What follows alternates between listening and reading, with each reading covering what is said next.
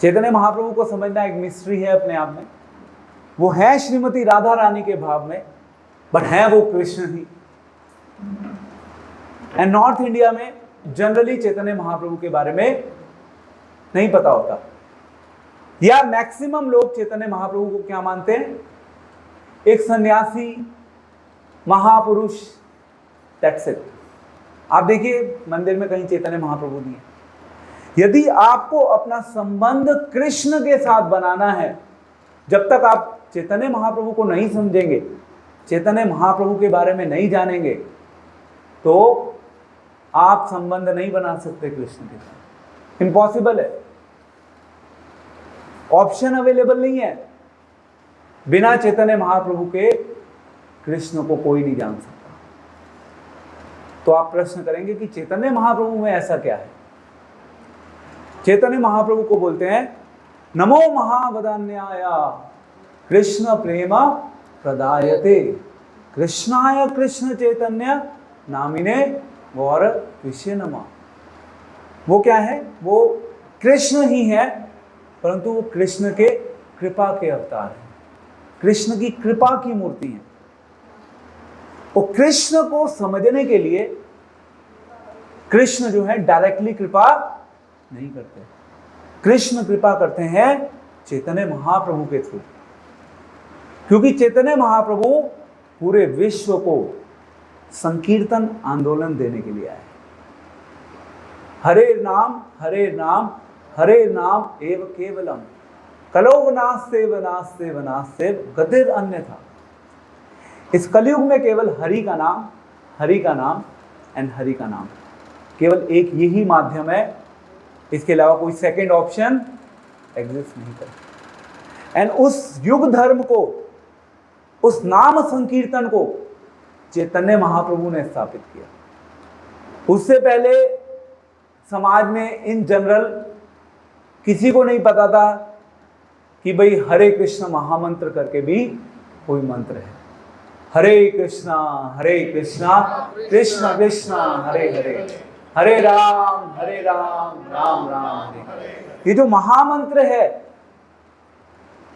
Actually इस कलयुग में ये महामंत्र ही है जो हमें भगवान से कनेक्ट कर सकता है। क्योंकि इस महामंत्र में जितनी शक्ति है वो किसी और मंत्र में नहीं है। अभी हम देखा, हम सब संकीर्तन करते हुए गए, 1 घंटा हमारा निकल गया संकीर्तन करते हुए, पता भी नहीं चला। 1 घंटा हम मानक विहार की सड़कों पर घूमते रहे और हमने केवल क्या किया? हरे कृष्ण कीर्तन। हरे कृष्ण कीर्तन की ये शक्ति है। तो कलयुग में केवल हरे कृष्ण महामंत्र ही अपने आप में पर्याप्त है। एंड चैतन्य महाप्रभु पर्सनली उस युग धर्म को, उस संकीर्तन की विधि को हम सबको देने के लिए आए।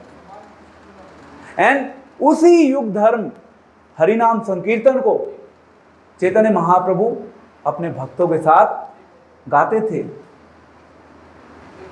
अब आप कहेंगे ओके प्रभु जी, हम भी गा रहे हैं, आप भी गा रहे हैं, तो हम एक्टिविटी तो कर रहे हैं। हमने आपके साथ संकीर्तन में भाग लिया, हमने भी गाया संकीर्तन, क्या ऐसा स्पेशल है इसमें?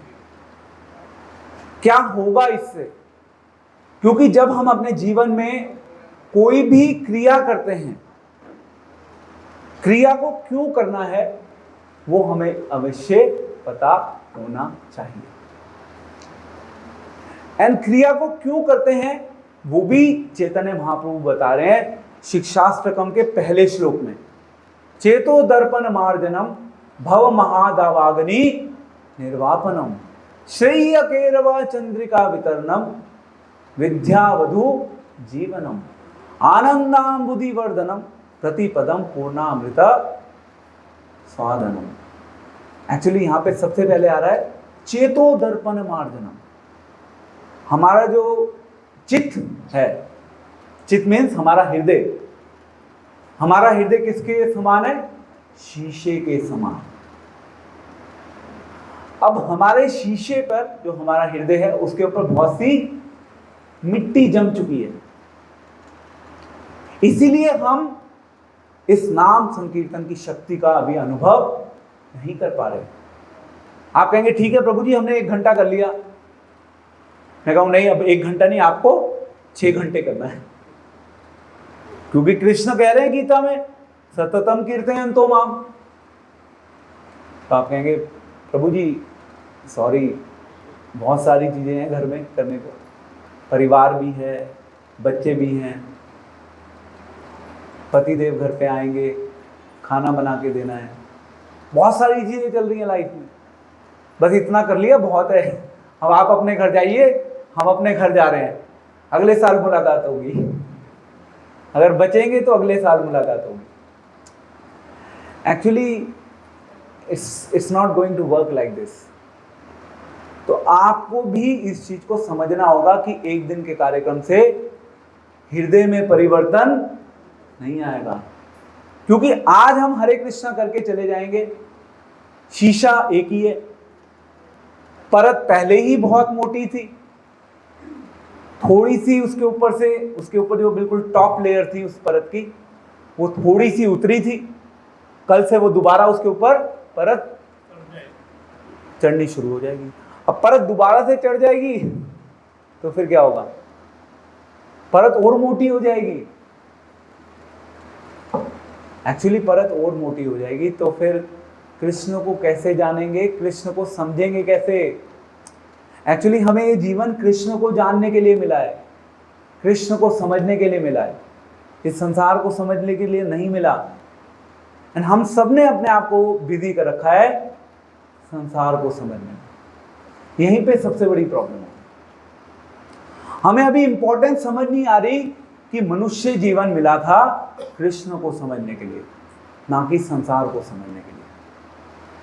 हम सब ने अपने आप को बिजी कर दिया है संसार को समझने के लिए। ये हमारी बहुत बड़ी भूल है। अब क्वेश्चन ये है कि इस भूल को ओवरकम कैसे किया जाए। इस भूल को अगर हमें अपने जीवन में ओवरकम करना है तो उसके लिए हमें बार बार सुनना होगा, बार बार कीर्तन करना होगा, बार बार भक्तों का संग लेना होगा, क्योंकि बार बार भक्त आएंगे, वो आपको बार बार समझाने का प्रयास करेंगे, क्योंकि ये एक दिन का खेल नहीं है। एंड देन उसके बाद चैतन्य महाप्रभु के शिक्षाष्टकम में आ रहा है भव महादावाग्नि निर्वापनम। एक्चुअली आग लगी हुई है, ये गर्मी वाली आग की बात नहीं हो रही। अभी आप कहेंगे प्रभु जी बहुत गर्मी हो रही है, यहाँ पे बाहर भी बहुत गर्मी है, टिपिकल जून का महीना है। We are not talking about this heat, ये तो टेम्परेरी है। अभी जो आग लगी हुई है वो परमानेंट आग है। वो कौन सी आग है? इस संसार को भोगने की आग। हर चीज जब हम इस संसार में देखते हैं तो हमारे अंदर केवल एक ही इच्छा होती है, कैसे हम इस संसार को भोगें। ये चीज मुझे क्या लाभ दे सकती है, मेरा इसमें क्या भला छुपा हुआ। बस हम यहीं तक अपने जीवन में सोच पाते हैं, इससे ज्यादा हम नहीं सोचते। एंड यही हमारी सबसे बड़ी भूल है। और यही आग है, ये जो संकीर्तन आंदोलन है, इस संकीर्तन आंदोलन में ये शक्ति है कि ये इस आग को बुझा दे। ये वाली आग बुझेगी तो दूसरी आग जलेगी।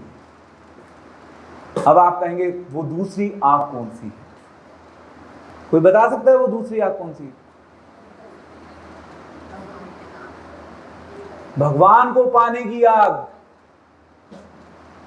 एक आग बुझेगी, दूसरी आग जलेगी, और वो आग है भगवान को पाने की आग। एक भक्त जो होता है वो अपने जीवन में हमेशा केवल यही सोचता रहता है, कब मुझे भगवान से मिलने का अवसर मिलेगा, कब मुझे भगवान इस लायक समझेंगे कि वो मुझे अपनी सेवा में भी लगाएंगे और मुझे अपने दर्शन के लिए काबिल समझेंगे, मतलब मुझे अपना दर्शन देंगे भगवान।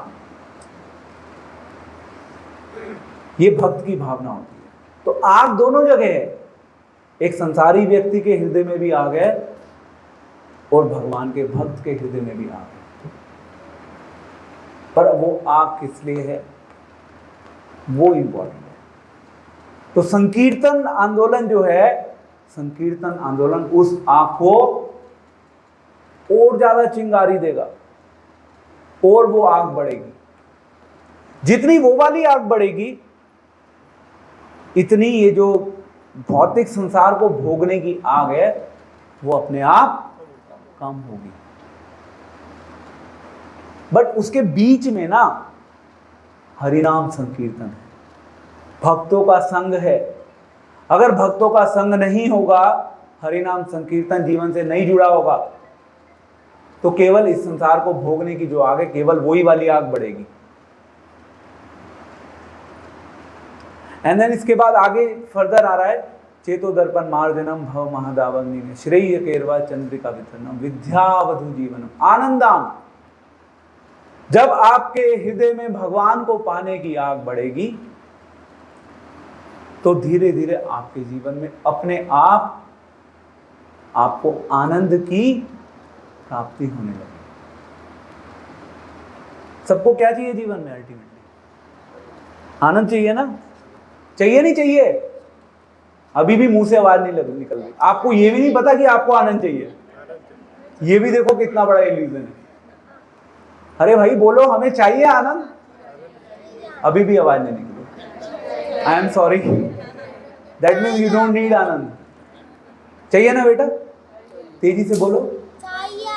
देखो कितनी तेजी से बोल रहा है। आपको तो ये भी नहीं पता कि आनंद चाहिए।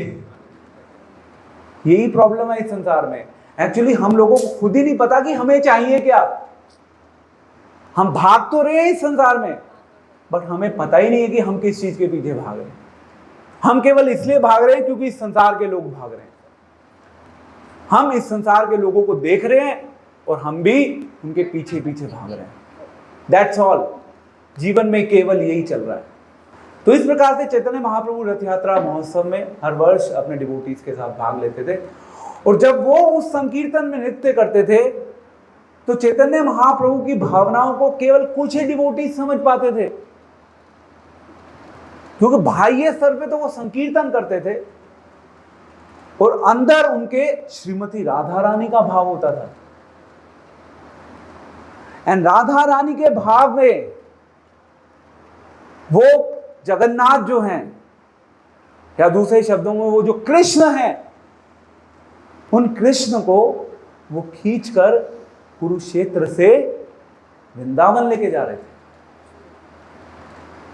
क्योंकि भगवान जब द्वारका चले गए, द्वारका जाने के बाद भगवान वापस वृंदावन नहीं आए। अब जब सूर्य ग्रहण लगा तो कुरुक्षेत्र में सभी असेंबल हुए, द्वारकावासी भी, वृंदावन वासी भी।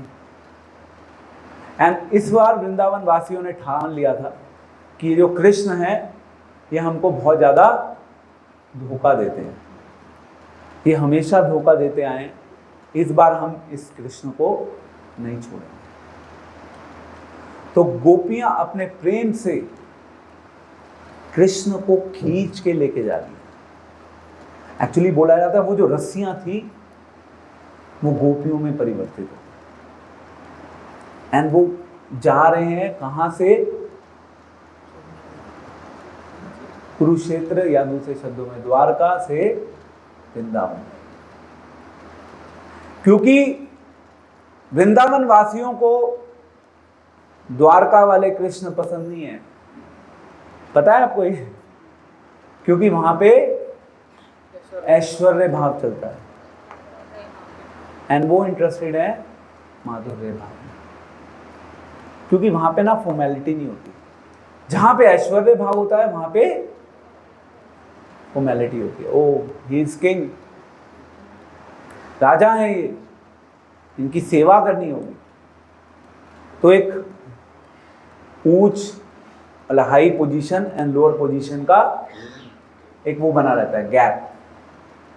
पर जहां पे वृंदावन कृष्ण की बात आती है तो वो कृष्ण अपने भक्तों के साथ बैठकर खा रहे हैं, जंगलों में बैठ के खा रहे हैं, पैदल चल रहे हैं, झूठा भी खा रहे हैं। अब वो झूठा खा रहे थे तो ब्रह्मा जी कंफ्यूज हो गए। ब्रह्मा जी कंफ्यूज हो गए कि भाई ये कृष्ण भगवान ही है या कोई और है। फेल हो गए वो परीक्षा में, ब्रह्म विमोहन लीला में। एक्चुअली ऐसे भगवान के बहुत सारे पास टाइम्स हैं, और उन पास टाइम्स को समझने के लिए हमें भक्ति करनी होगी, भक्ति का अभ्यास करना होगा।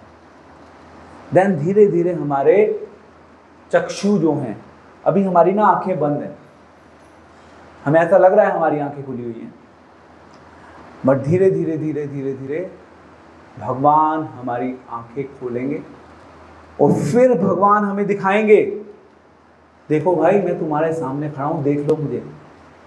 एक्चुअली भगवान हमारी आंखें खोलेंगे, अभी हम सबकी आंखें बंद है।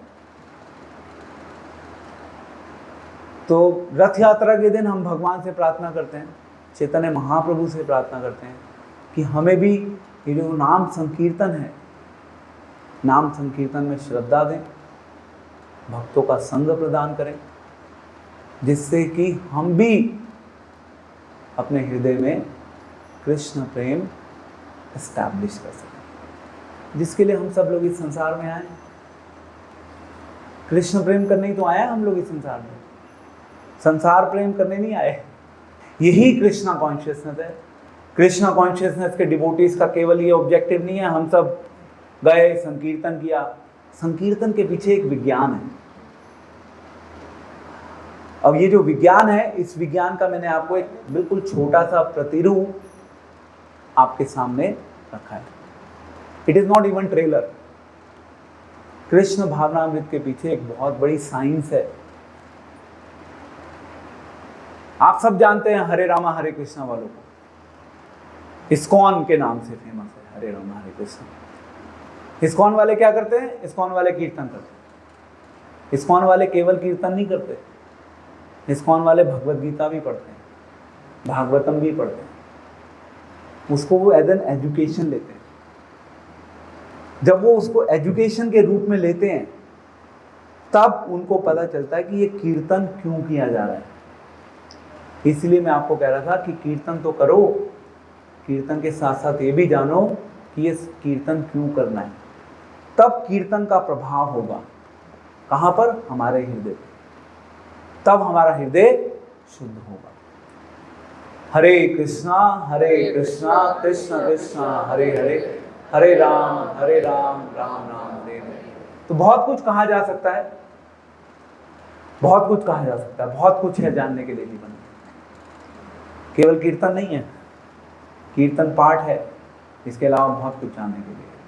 उसके लिए आपको अपने जीवन का कुछ समय निकालना होगा भगवान को समझने के लिए।